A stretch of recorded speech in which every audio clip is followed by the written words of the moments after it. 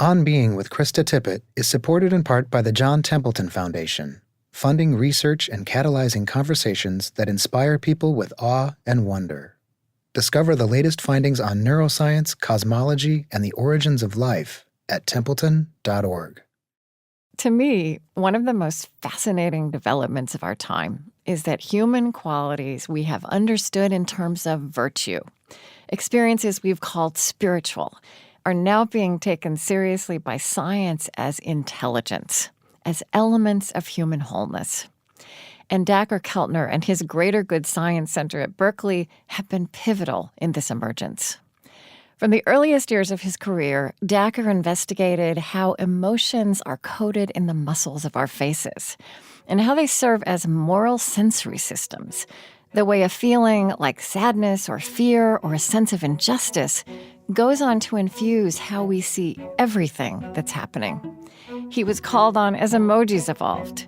He consulted on Pete Docter's groundbreaking movie, Inside Out. And all of this, as Dacher sees it now, led him deeper and deeper into investigating the primary experience of awe in human life. Moments when we have a sense of wonder, an experience of mystery that transcends our understanding. These, it turns out, are as common in human life globally as they are measurably health-giving and immunity-boosting. They bring us together with others again and again.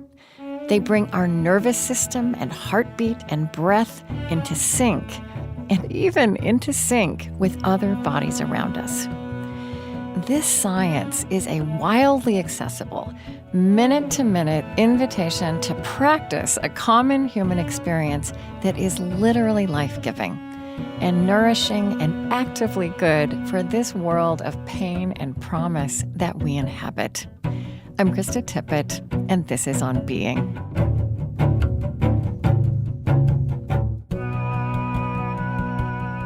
I've been in a conversation of friendship and shared curiosity with Dacher Keltner for years, and I'm so happy to bring this conversation to you as he has now translated his studies into a book, Awe, the New Science of Everyday Wonder and How It Can Transform Your Life. So, I want to start at the beginning, which is where I like to start. And, Okay. It seems to me that so much, at the beginning of you, right?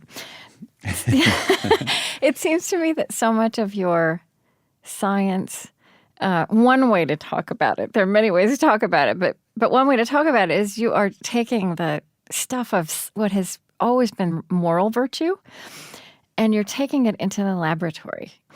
So I start to wonder, just knowing a little bit about you, where, if you would trace, I know that you had a rather kind of experimental, unorthodox spiritual upbringing. So I wonder if you look back at that and if you trace the roots of this inquiry in you, this curiosity, and the way you've come at it.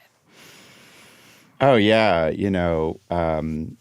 There are times in a scientific career where we believe we're doing, work that has some degree of objectivity where you realize it's all subjective and personal. I was raised by a literature professor who loved Romanticism and Virginia Woolf and quoted William Blake and others in the household. And then a visual artist, my dad, who loved, Goya and Francis Bacon and all the horrors of their art and the awe-inspiring horrors. And I grew up in a really kind of a radical time of the late 60s in Laurel Canyon. And so awe was all around me.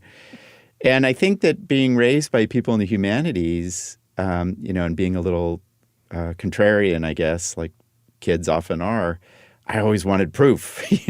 Right. And I wanted to measure things and I wanted to test things. And so it's very fitting that, at this stage in my life, I would turn to science to figure out awe. And so, and to find in that science and the limits of the science sort of what lies beyond it, which is the metaphysical or the spiritual. And so studying awe really brought me into contact with spirituality too. And then it's so interesting to me that you really wandered into a new science as it was emerging, right? Like, I mean, I've had this conversation with other neuroscientists as well, and it's really easy, I think, for people now to forget that this particular form of science has just been around for a few decades, and you were right there at the beginning, and you walked into this new science of emotions, which science had very strictly avoided. And it was really new for you to be taking things like laughter and gratitude and love and desire and compassion into study. You know, it was astonishing to me. I was in graduate school in the mid to late 80s at Stanford, and you know, it was the heyday of what's called the cognitive revolution. And the metaphor was that the human mind is like a computer with software and hardware and cranking out these algorithms and computations, and that's consciousness, right? And, you know, and some of the most famous people in the field just felt like emotions couldn't be studied. It was inappropriate to study them. They were intractable in terms of measurement and conceptualization, or how we would even measure them. And I just felt my past at that time, you know, of being raised by these wonderfully emotional parents, you know, who were like, but what about poetry, and what about paintings, and what about the feelings you have, and what would human life be like without crying and laughter? So it was astonishing to just hear the brightest minds say there's no place for human emotion in prejudice, in racism, in morality, literally, you know, carrying on Western European traditions in many ways. But what a great opportunity to fall into as a young scholar. Yeah. So now you have written this wonderful book. The first lines, I have taught happiness to hundreds of thousands of people around the world. It is not obvious why I ended up doing this work. I have been a pretty wound up, anxious person for significant chunks of my life and was thrown out of my first meditation class. Which is true. So thank you for that, full disclosure. Yeah, I have to say, my friend and I in college went to this meditation class, and they had us chanting, I am a being of purple fire. Yeah, which is a reason to laugh. I give you that. And I'm like, I'm not a being of purple fire. I'm an adolescent who wants, you know, to meet interesting people. And so, yep, we got tossed out of that class. So. But I mean, yeah, and you, I've been following your work off and on for many years, and this really has deepened and deepened and deepened to this study of awe. Yeah. And you say, you know, now after 20 years, you have the answer to the perennial question, how to live a good life, and the answer is to find awe. And so tell me, is this right? You've done these massive studies, right? Yeah. I don't know, somewhere I've got 2,600 narratives, 20 languages. Yeah. And were you surprised?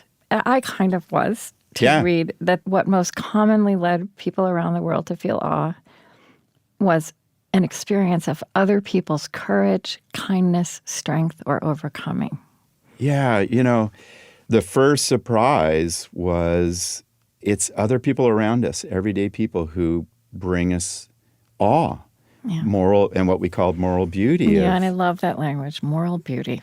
Yeah, kindness, courage, overcoming obstacles, you know, saving people's lives, just time and time again. You know, the most common source of awe is other people. And you wouldn't think that given what we look at on Twitter and Instagram, but it's a deep tendency to choke up and get tears thinking about what people can do. And so you kind of named... And this is how the book is structured around 8 wonders of life. And I mean, I'm assuming I hear that as in like interior analogs to what we call wonders of the world. Is that right? Like, I think we need new wonders of the world. Right. You look at those, and those are all power-based. Yeah, those are monuments, right? And you know. Well, yeah. Go on. Well, you know, this is saying, you know, that's like a hierarchical conceptualization of wonder, like, what did the guy in charge in the Egyptian period do? Right. Make thousands of people do. At or the cost Trump of Tower or life. whatever. You know, but you know, and that was this big surprise in this research is how ordinary awe can be. It's everywhere, right? So it's the flowers blooming and, the moral beauty of people and some pattern of light on the sidewalk. So, yeah, we called them 8 wonders of everyday life. Yeah. So what I would like to do is, obviously we can't walk through it all, but I just kind of went through myself and pulled out some threads that intrigue and illuminate and, turns of phrase that for me put something into a new light. So I just like to walk through it that way.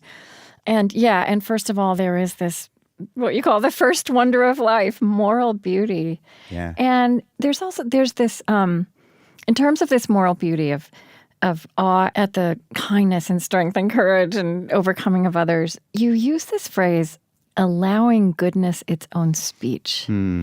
So what is that? What does that mean to you? Or how did that come out of the research? Well, it comes, allowing goodness its own speech comes out of a graduation speech by Toni Morrison, the great writer, who said, this is what she sees to be the purpose of her creative life and literature and the like. And Krista, obviously we live in these times where, you arrive at a really cynical view of human beings. Yeah. And that cynical view, I might add, has prevailed in a lot of the social sciences, and it's been refuted, that people actually share instinctively, we cooperate, we have neurophysiological systems that help us care for a lot of people. It's, as Darwin said, sympathy is our strongest instinct. Yeah. And what struck me about the ease with which people around the world would like, hey, what's awe-inspiring? They didn't mention a god or the Grand Canyon. They mentioned ordinary people doing amazing things. And so I felt like that scientific act was allowing goodness its own speech. Like, man, this just surfaces in how people think about the transcendent. And I hope, I think we need more of that. We need more stories around goodness and this human capacity. So for me, like I said, I can get really tense and anxious. I can be a little misanthropic. I hate to say it. I wasn't the kindest little kid. And this science was like, wow, there is a lot of goodness out there that we need to allow its articulation. So the second one is collective effervescence. And what wonderful language. For what you're describing is, again, so ordinary and built into all kind of life. Oh, my God. Yeah. Collective effervescence, Émile Durkheim, the great French sociologist, just moving together, feeling exultant, bubbling, being ecstatic is just this deep tendency. Young people feel it all the time. They dance and they go to political rallies and sporting events and world, But it's everywhere. Once I started to think about this, I love walking in Berkeley. And Berkeley is this buzzing, high-energy place. And you would see these patterns of collective effervescence that the science is starting to capture, people walking to work, little kids going to a dance class, people at a picnic, people lining up to get onto a bus. We just have this tendency to start to move together. Right. And it brings us a lot of sense of unity and a sense of awe. And if you really push it in the right context, bliss and a sense of like, wow, look at what I'm part of. I'm part of this collective. What a striking tendency we have. And as I started to dig into this concept, I love Soren Kierkegaard's quote, this grouchy philosopher writing about dread. He'd go out and walk and he would say, it puts me into contact with the significance of insignificant things, and that's how I felt like, man, watching kids line up to go play is awesome, or marching to their preschool in their incredible ways. Well, yeah, and you have this phrase also, moving, that somehow what becomes collective effervescence has to do with moving the way our bodies were meant to move, which is so interesting to think about. But everything you're talking about, though, we do so unconscious of the fact that this is primal and life-giving, right? Yeah. Which is what you're saying. what the science is saying. Yeah, I mean, almost all cultures have deep histories and traditions of dance, Yeah. I was just in the Himalayas in Bhutan for this project, and the Layap people dance all the time. They have a government ceremony, and then they dance, and that's very human to move in unison like that. And it's, as you said, Krista, it's life-giving. And I hate juxtaposing with our screen-based, chair-based life, but we've lost that. But I see young people moving back to it, of board games and dance clubs, and so I have hope we can return to it.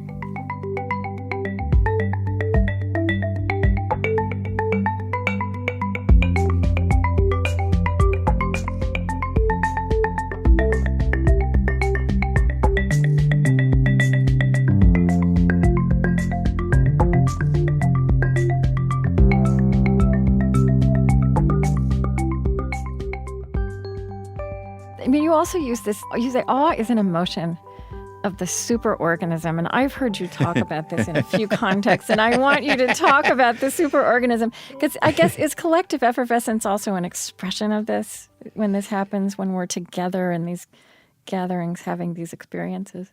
Yeah. And this is where the science is really cool, which is that, you can get people and they start moving in unison. Like, in experiments, you have them walk in unison or do some gestures in unison. And they're like, okay, this is kind of artificial. It doesn't have the power of dance or a political rally. But then their brains start showing similar patterns of activation throughout the 80 billion neurons that are their brains, and their physiologies, their cortisol, and their hormones start linking up. And the next thing you know, it's like, well, we're kind of a shared mental state.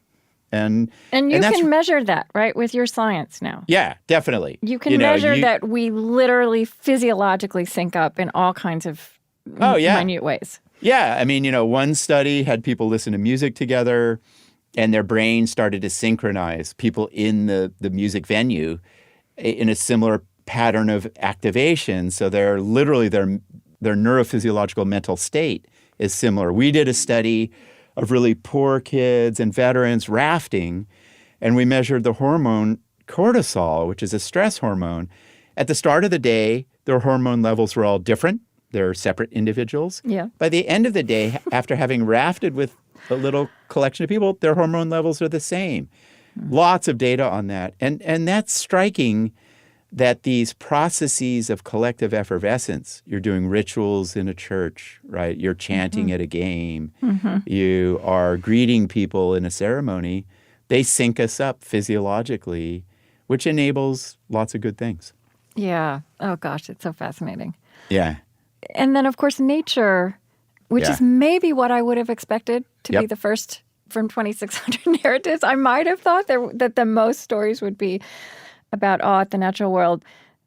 And of course it's in here and it's important. And some of the things you're describing happen outside. But I want to hear more about the neurophysiology, what you call the neurophysiology of wild awe.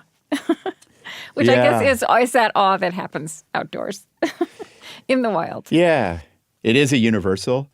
It might be mushrooms in Russia, or the desert landscape in part of the Middle East, or the ocean for surfers. But nature is directly evocative of awe, but not as much as other people, which surprised us. And the neurophysiology is amazing. It is truly amazing. And it gets back to this old indigenous idea of we are part of an ecosystem. Our bodies are part of them. So, there's a review of how nature benefits us. And there are 21 pathways by which that's true, including awe. But what really struck me is the neurophysiology, which is, sound waves coming off of streams and moving bodies of water activate the vagus nerve. They calm us down. There are chemical compounds in nature you might smell on a flower or tree bark or the resin on a tree that activate parts of the brain and the immune system. Right? So our bodies are wired to respond in an open empowering, strengthening way to nature. That work's largely done in Japan and South Korea. Interesting. And I think, one of the broader lessons that awe provides for us is, these ideas of separate self, like, I'm different from other people, which is true, but we're also synced up with other people. I'm different from nature, that's true, but we're also part of an ecosystem. And I'm always persuaded by certain kinds of physiological data, which say, like, man, you've got cells in your skin that are tracking chemicals in nature that benefit you. Yeah. So it's striking to me, the uses and meaning of that science.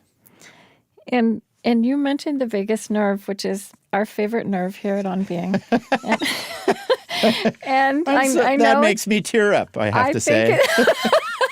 Yeah, I think it's one of maybe your favorite nerve too. Oh my God. So I have a question for you. Yeah. So you call it, interestingly, the caretaking nerve. Obviously, I think it translates the wandering nerve. I don't know if you know Resmaa Menakem, who's worked with racialized trauma in the body. He calls it the soul nerve. And is this also so I feel like the vagus nerve is this great frontier that's helping explain a lot. And yet, is this also new science? Like, I feel like it's everywhere now, but was the vagus nerve not seen before, or was it just not taken seriously?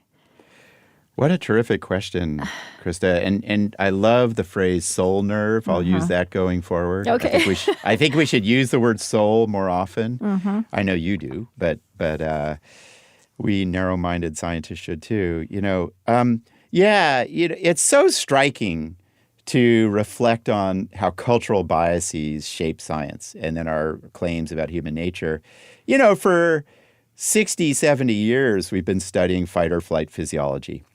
Oh, we're wired to fight or flee in life, And that was a sense of what physiology was, it's really about self-preservation. And we made progress in understanding cortisol and the amygdala, the threat-related region of the brain, and blood pressure. It was this view of human nature that really penetrated the Western society, right? Totally. Yeah. So as you're saying, so we applied that lens to our bodies. We did. And with profound myopias. And one of them being, your body has the vagus nerve. And we call it the autonomic nervous system. There are all these bundles of nerves coming out of your spinal cord that affect blood flow and digestion and muscle contractions and glucose and so forth. And the vagus nerve is part of that system. It's a mammalian bundle of nerves. It stretches from the top of your spinal cord. It wanders through your heart and lungs and digestive organs. And remarkably, Krista, gets into your gut and receives all this information from the microbiome. It is the mind-body nexus, and we just hadn't studied it. And it was really Steve Porges who, was this scholar in the 80s who was saying, hey, we've got this love organ in the body. And people are like, I know what that love organ. is. Yeah, wow. I know. There's I'm probably misquoting one here. My apologies. Yeah. But or this caretaking nerves. He called it social engagement. And then, our lab started to get into the act that when you feel compassion, the vagus nerve is activated because it slows your heart rate. It opens you up to other people. It allows you to vocalize. It allows you to look at people in the eyes. When we meditate, the vagus nerve is activated. Not the kind of meditation I got thrown out for, but, right. Yeah. And then awe. Awe activates the vagus nerve because it orients you to be open to the world and to other people. And to me, what that says is this capacity for wonder and beauty and sympathy and kindness. When I used to teach it without the neurophysiology, skeptics would be like, oh, there's the Berkeley guy who's sitting in a hot tub having had a bong hit and, and here he goes again. No, this is in our genes. It's in our neurophysiology, very robustly so. It's something that's fascinated me ever since I started visualizing this vagus nerve is I also realize, as much as you say it's true, that culturally we didn't see this because we weren't looking for these capacities in ourselves. Yeah. And yet there are ways in which in words we use and phrases we use, it's like we had this knowledge, and we carried it around, and now we're learning what it means. So one thing that's occurred to me really is, if you think about, right, the vagus nerve, as you said, like goes to your amygdala, your throat, your heart, your gut. And what are we, when we use this phrase, I feel nervous, right? What are we describing? You feel a little bit afraid, your throat closes up, your heart is pounding, your stomach is churning, right? So all of that, somehow we've been this. But I feel like what your science is doing is helping us activate it, again, towards what is life-giving, towards nurturing these capacities in ourselves. Yeah, there's no doubt, cultures have really rich conceptual systems that track the body, and these bodily reverberations, to use William James's language. And, chakra systems, right? There's this heart chakra, and that's the vagus nerve. And when you go to, you see images of Buddhism and transcendent states, and it has all this vibration around the head or heart. So clearly we knew this. But what the science gives us is it says, hey, here is the system. Oh, by the way, it helps your immune system and your digestion. And your heart rate and your cardiovascular profile. And guess what? Medical doctors will listen, right? And they will prescribe nature or a new yoga class or a meditation practice increasingly, or gratitude exercise, or listening to your show, as a way to activate these regions of the body because they're good for you. So yeah, I always have had an eye on utility. My mom was a social activist, or is, and it's like, well, knowledge needs to, especially now, help people, and the vagus nerve has had that effect, the science of it.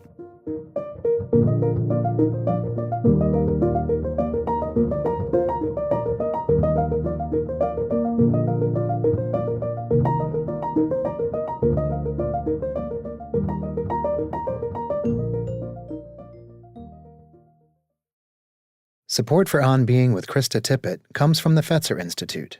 Fetzer supports a movement of organizations that are applying spiritual solutions to society's toughest problems. Learn more at fetzer.org.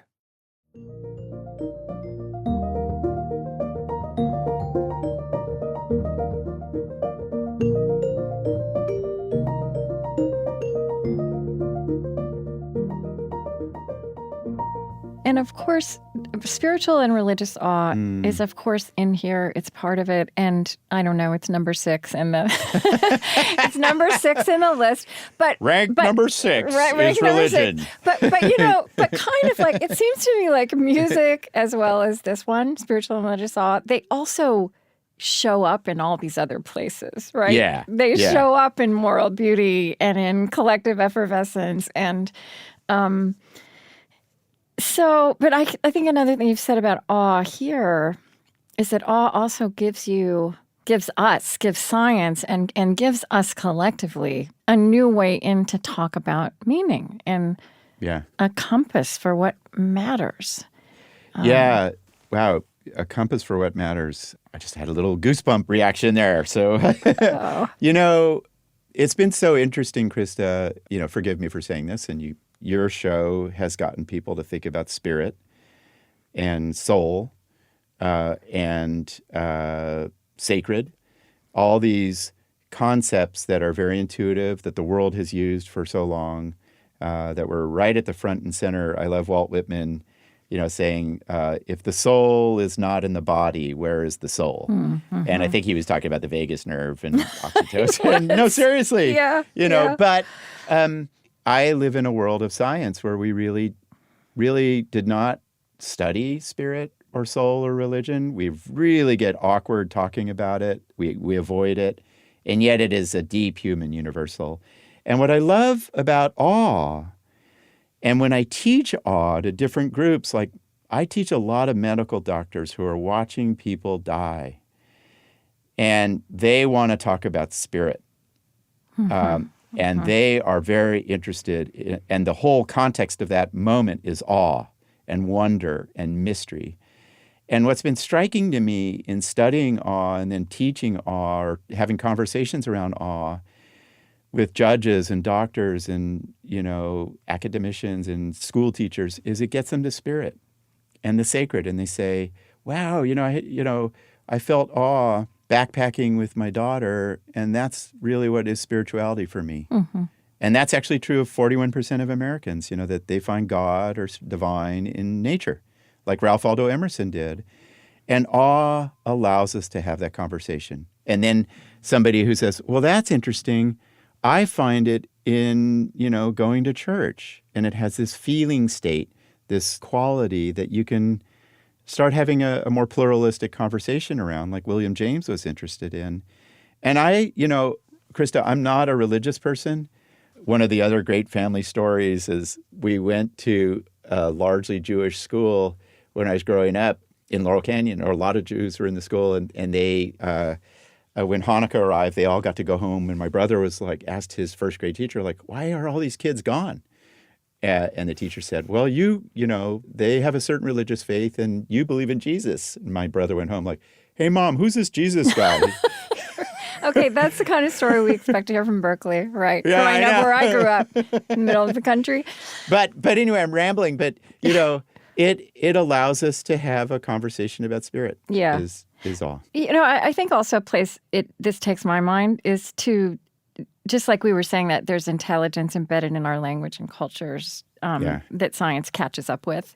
Yeah. If you think about the intelligence of religious traditions and practices at their best, right? So many of the things that you've named, these wonders of life, they are all embedded, right? Dance and chant and visual design, sacred geometry, liturgy, service to others, right? Yeah. All of these things that it's now possible to study, make us more complete, more whole, to lead towards flourishing, have been kind of innovated in these spaces. Well, taken seriously in these spaces, maybe. Oh, yeah. Mm-hmm. And that's one view, a social scientific view of religious practice, is it brings together all of these deeply human tendencies of awe, right? Of rituals and reverence and forms of deference and visual iconography. Right, yeah. Yeah. Gratitude. Praise, and music and singing. And by the way, as a non-religious person, one of the things that science taught me is go find that, and you'll piece it together in interesting ways. And I think it's what we're doing anyway. It's so intelligent in our culture. And for those people like me who are a little bit more data-driven, this science points us in that direction. Yeah. And I also want to talk about a very tender part of the story you tell and part of your life experience that does come into your writing about this, which is the illness and death of your brother, Rolf. And, I wonder, so experiences of life and death are also part of this array of where human beings experience awe. And it seems like you had that experience very directly. I wonder if you would talk to me about, what that experience in the middle of being somebody studying this thing. Yeah. I have the feeling when I read what you write about it, that that you learned things that you hadn't known before, that it took you that much deeper in some way. Yeah. I was doing this awe science for 10 years, and very proud of it. I think it's been generating a lot of interesting conversations. And then, my younger brother, Rolf, got sick with colon cancer and passed away. And Rolf and I, as we've spoken, all those wild times I had in Laurel Canyon and beyond, and the kind of the experiment that was my family, a wonderful experiment, were side by side with my brother Rolf. He was only 14 months younger than me.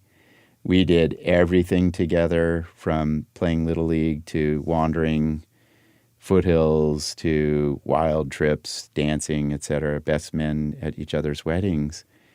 And he, there's nothing like a great sibling relationship.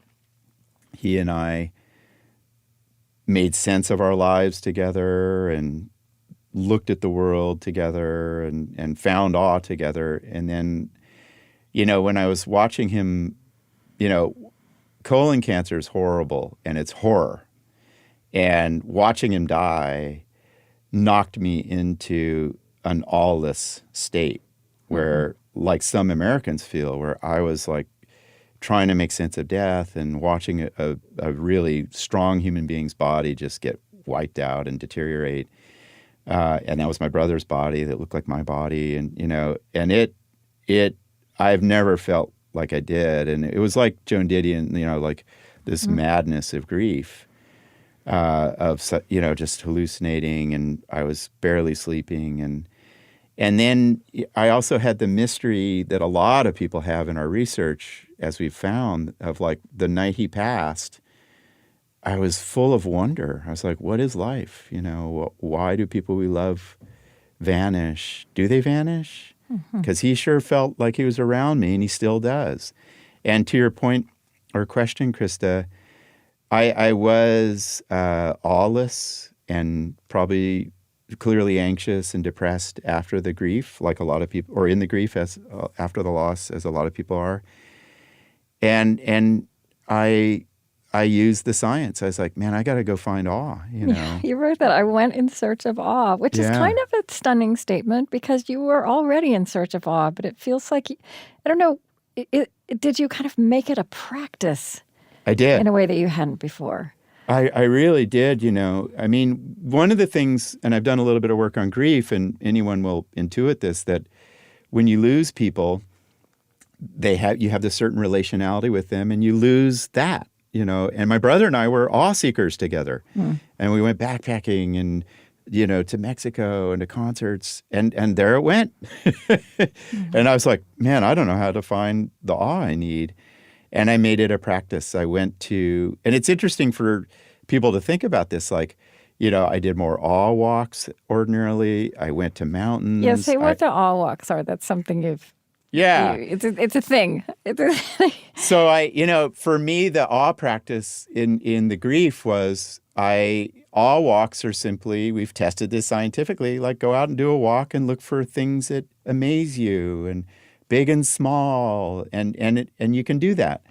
I gathered up a lot of sacred texts to stay close to. I went to awe spots. I don't know much about music, but I really intentionally went into music to like find what is awe-inspiring about it. So I made it a practice in life, like a lot of people do, like you've said, like religion or spirituality, and it changed my life. I have to say to you that I had a bit of an epiphany here, which is number 8. Number 8. 8th wonder of life. Yeah. Here's the epiphany that I had, kind of in the middle of getting ready to talk to you and immersing in what you've written and what you know. I don't know. I think this is a very hard time in the life of the world, right? Like, I agree. I am aware in myself. I'm also aware in a lot of other people. I kind of go in and out of feeling okay and not, and we're really not okay, right? Like we're not okay, we are not and the okay. world is not okay. And I don't think we've even begun to process all the things we've been through and everything that we are called to. So anyway, but I started to realize that the way I have trained myself, and I feel like there's a lot of available training and teaching right now culturally, and you're in this too, about like how to calm yourself, right? Yeah. So like I know about breathing, and I have my little embarrassingly little meditation practice. I pray, but I listen to music, and I actually know some of the science, right? I mean, I think about what it's doing in my body.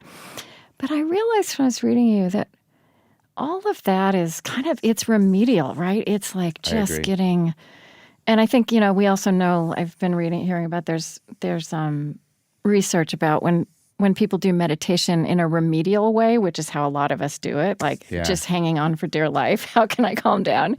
That you don't keep it up as a practice. But I realized like so much of how I think I've learned to get grounded when things are hard is all about like settling inside, getting calm, and looking in. But what you're talking about with going in search of awe and making awe a practice is another move. It's a complementary move, right? Like, it's not just looking in, it's like looking up and out and getting activated in a grounding way. Like grounding towards flourishing and not just holding it together. Yeah. Yeah, I think you're onto a very important critique of the well-being literature, the science and the practice. And I felt this recently teaching it, with the mistakes I've been making, and you've put your finger on it, Krista, which is, it is like, reduce your individual stress. This is how we do it. Right. Stress reduction. Stress reduction, yeah. Right. And that's remedial, and we need more, right? And the science of well-being has suddenly surfaced this idea of meaning, that what we really, and you've been talking about this for a long time, we have a crisis of meaning, And what are the big things that I need to care about and relate to and orient my life toward? And awe does that work for you, right? Awe is about, fundamentally, what is the individual's relation to the big systems of life that we care about, that move us culturally and individually. For some people it's music. For other people it's a conception of the divine. For other people it's ecosystems. And that's what awe gives you. And what I'm hopeful about, introducing it at this time is we have been in this big narrowing of consciousness. Yeah. Like smartphones and little apps and, it's narrow by its physicality. And isn't it weird? Because like on the one hand, it's a revolution of consciousness, but it's also been incredibly narrowing, diminishing at the same time. Yeah, and I don't even know if it's been a revolution. I think it's been or this, you think we've thought of it that way. Yeah, I just think it's this, I'm going to narrow into very constrained searches on a little device. It's worth noting that no one mentions their smartphone around the world when they think of awe. I hate to say it. Right. Or a Google search. So, yeah. And so, awe tells us, like, go out and expand your view of things. And I do think it gives us meaning. The young people I teach are very good at algorithms and computations, and they need the broader view. So, and that's what it gave me during this hard time in my life, was like, wow, what I really care, I have this new sense of the human form and spirit, that maybe my brother is always with me in ways I can't imagine. And it going in search of awe gave me that.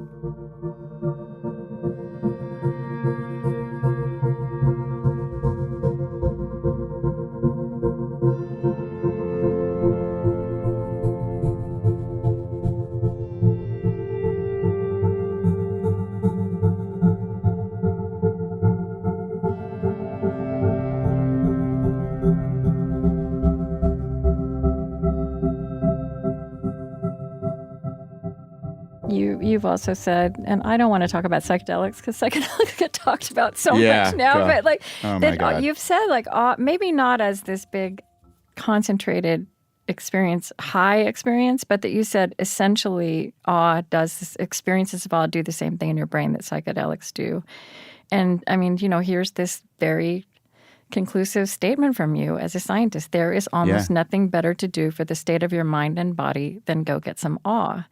Would you talk a little bit about the default mode network? Because I guess what you've helped me understand is all these kinds of experiences we've talked about, like, they are amazing in and of themselves in terms of what they do to us and for us, but then they also they open us, right, to that, to a conversation with ourselves or a reflection in the world about meaning, about something larger than ourselves. And you talked about this default mode network that quiets certain impulses in us and that they free our minds up to connect in a bigger way. Yeah, the default mode network is a lot of large structures in your cortex, the medial prefrontal cortex and the posterior cingulate cortex on the side. I mean, this is hundreds of millions or billions of neurons. So we're going to be more precise as the science evolves. But it tends to correlate with, in its activation, self-focused activities, right? Like, oh, I'm thinking about me and my traits and my past and my memories and my goals. And quite strikingly, one of the big findings in the psychedelics literature is psychedelics, lead to the deactivation of the default mode network. So does meditation, and so does awe in studies in Japan and Holland and the U.S. And, as I get older, Krista, you'll probably like this, like I get less biologically reductionistic. Like, so what? So this brain region deactivates. What's that tell you about meaning? Not much, But what it does tell us is, wow, people use language like ego death, psychedelics, small self, awe. Yeah. I lost a sense of self-awareness in collective effervescence. And that's true neurophysiologically too. To me, what these neurophysiological findings highlight is, psychedelics are one of many pathways, and our fervor about them we can't lose sight of the fact that you can have that experience gardening. You can have that experience listening to your favorite piece of music that a lot of the world is, quote, psychedelic, just imbued with meaning. Yeah. And one of what I'm excited about is kind of the next frontier of that neuroscience, which is, okay, the self regions of the brain calm down. How do we make sense of this feeling you have with awe that your boundaries are dissolving and you're part of everything? And to use your language, which I really almost used in this, in thinking about the purpose of awe, is to recognize what's life-giving. Because that is a common thread across the wonders of life, of awe. And that will be really interesting new neuroscience that's on the horizon. Yeah, and as we've spoken all the way through, it's so clear that this also has so much relevance, not just to our individual state of being, and does have huge relevance to that, but also to, our life together, our collective state of being and possibility. Yeah. You wrote some really interesting things in 2020 about, being in pandemic, and you named, and I think this is important to name, it's like, what's the difference between what we call a mystery and what we call a nightmare, right? I mean, that awe and fear and awe and horror, these things they live somehow close to each other in us. But you quoted the wonderful environmentalist Terry Tempest Williams saying the difference between fear and awe is a matter of our eyes adjusting. But I guess talk a little bit about how you see what this science and this practice of awe might have to offer this very complicated world we're living in right now. Yeah, I would hope that we think about a couple of extensions of this science of awe. One are the social crises of our time that our Surgeon General, Dr. Vivek Murthy, has named as the crisis of emotional well-being or meaning, shared meaning. We are, individualism, the idea I'm separate and different from others and have no connections, has really risen dramatically. And then you add to that the structural factors that have given rise to loneliness and wanting more social contact and not being able to find it. And that is, as Vivek has said, a crisis of our times, a health crisis.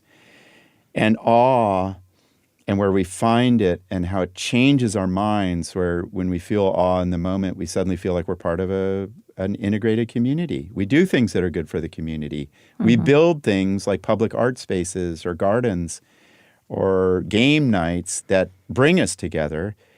It is a compass, as to use your language, of meaning. Like, oh, I got to get back together with other people. So I think awe is really a direct pathway to addressing these social crises of our time.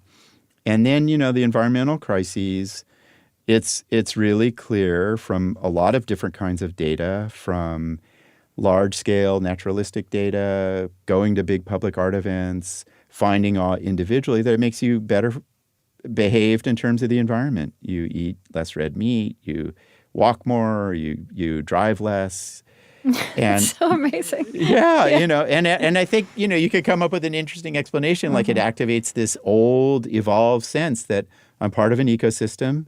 I should care for the air and the other beings around me. And maybe awe, as long as it stays, fresh, will move us in a different direction to deal with these crises of loneliness, which is huge, and it's killing people. And I'm not exaggerating. And then the sense of how I relate to nature and the resources that are part of nature. And there are 360 million Americans who go to our national parks. It is the big experiment in awe and awe practice in the United States. And we get a lot of benefits from that, and it gives us a sense of common purpose. So I hope our conversation stirs other kinds of movements like that.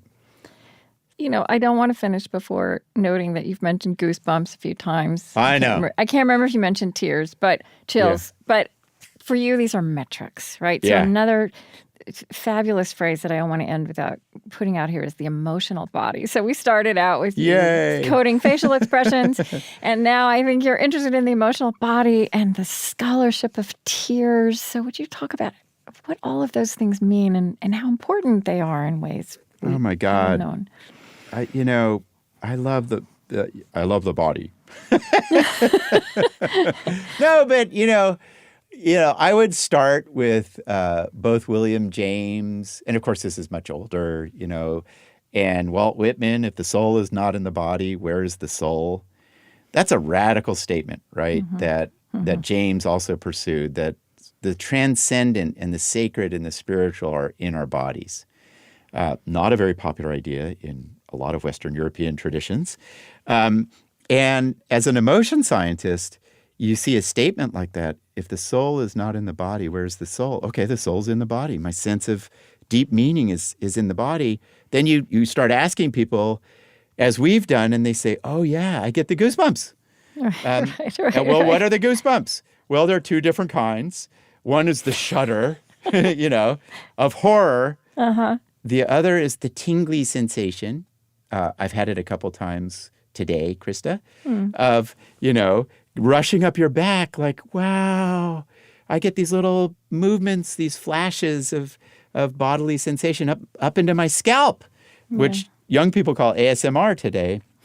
Well, those are little muscles contracting around hair follicles that mammals, social mammals, piloerected, or they fluffed up their fur to get close to each other, to get warm during the cold.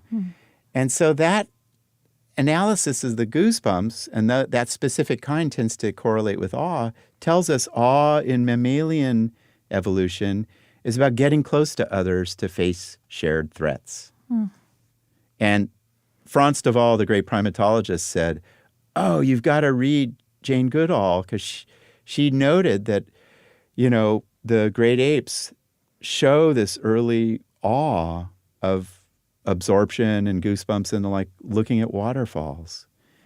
And she said that's early awe and spirituality. So the body tells us not only, wow, our metaphors and the like are grounded in physiology, which is interesting, but we share this with mammals, which to me is always, it's back to my love of dinosaurs who weren't mammals, but, And then the tears, Alan Fiske has done wonderful work showing we tear up, which again is part of this certain prosocial physiology of vagus nerve activation and the like. We get these tears, particular kinds of tears, when we see people forming community.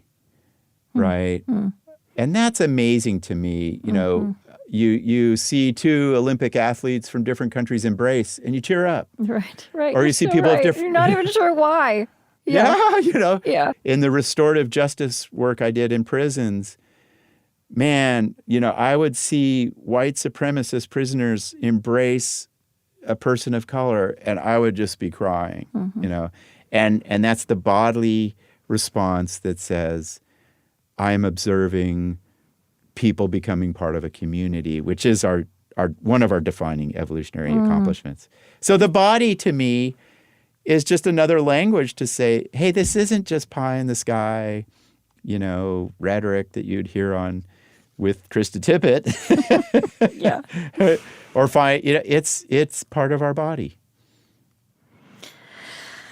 Oh, yeah, I'm going to admit it. I got a little tear pricky during that last answer. So success, you succeeded. I know we have to finish. Let me just say, and I feel like also I've watched some of your talks with your students at Berkeley, and it's just clear to me that even bringing, we crave this, right? As you've been all along, we crave this as creatures, and we know we want mystery, and we know it's real, and we know our imaginations are longing to engage. I feel like you really embody this effervescence as much as you teach about it. I'm so glad you're here and doing this, and thank you so much. Thank you. Thanks for saying that.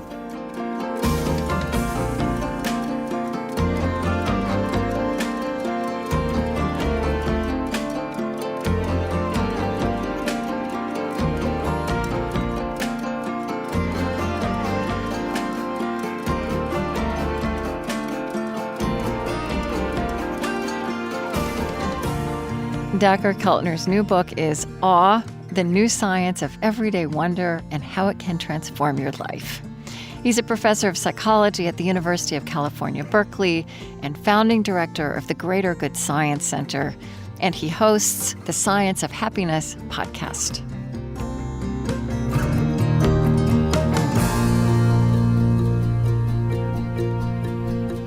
The On Being Project is Chris Heagle, Loren Drummerhausen, Eddie Gonzalez, Lillian Vo, Lucas Johnson, Suzette Burley, Zach Rose, Colleen Scheck, Julie Seipel, Gretchen Honnold, Podrigo Tuma, Gautam Shrikishan, April Adamson, Ashley Herr, Amy Chatelaine, Romy Neme, Cameron Musar, Kayla Edwards, Juliana Lewis, and Tiffany Champion. On Being is an independent, nonprofit production of the On Being Project. We are located on Dakota land. Our lovely theme music is provided and composed by Zoe Keating. Our closing music was composed by Gautam Shrikishan. And the last voice you hear singing at the end of our show is Cameron Kinghorn.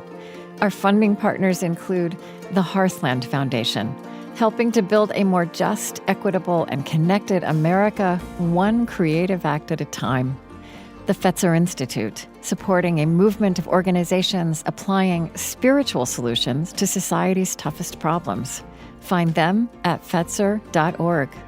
Calliopeia Foundation, dedicated to reconnecting ecology, culture, and spirituality, supporting organizations and initiatives that uphold a sacred relationship with life on Earth. Learn more at calliopeia.org. The Osprey Foundation, a catalyst for empowered, healthy, and fulfilled lives. And the Lilly Endowment, an Indianapolis-based private family foundation dedicated to its founders' interests in religion, community development, and education. On Being is produced by On Being Studios in Minneapolis, Minnesota.